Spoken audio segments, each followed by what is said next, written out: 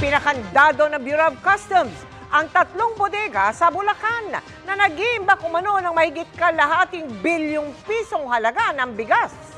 3 buwan na raw nakaimbak ang ilang bigas na kung ibinente, makakapagpababa umano ng presyo ayon sa isang kongresista. Modus din umano ng bodega na iribag ang mga bigas para palabasing lokal. Nakatutok si June Veneracion.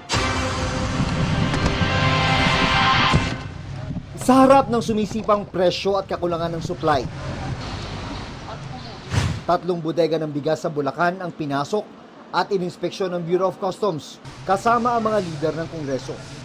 Higit 200,000 sako ng bigas na nagkakahalaga ng kalahating bilyong piso ang nakita sa mga bodega. You have to check also kung yung mga importations pa nila tama. May nag-hoard ba? Meron bang nag-smuggle? Initially po, ang natanggap po kasi natin informasyon meron pong mga smuggled na bigas na nandito po ngayon sa Intercity. May mga sako ng bigas na 3 buwan nang nasa bodega na ayon sa House Speaker ay mistulang hoarding.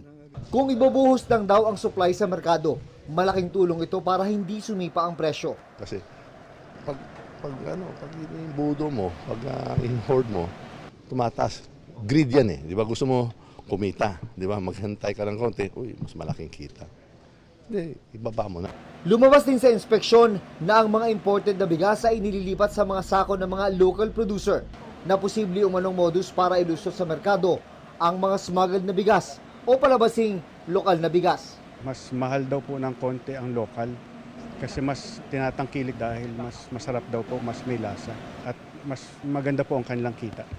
Ipinadlak na ang mga bodega habang binigyan ang mga may-ari ng 15 araw para magsumite ng mga dokumentong magpapatunay na dumaan sa tamang proseso ang mga imbak na bigas.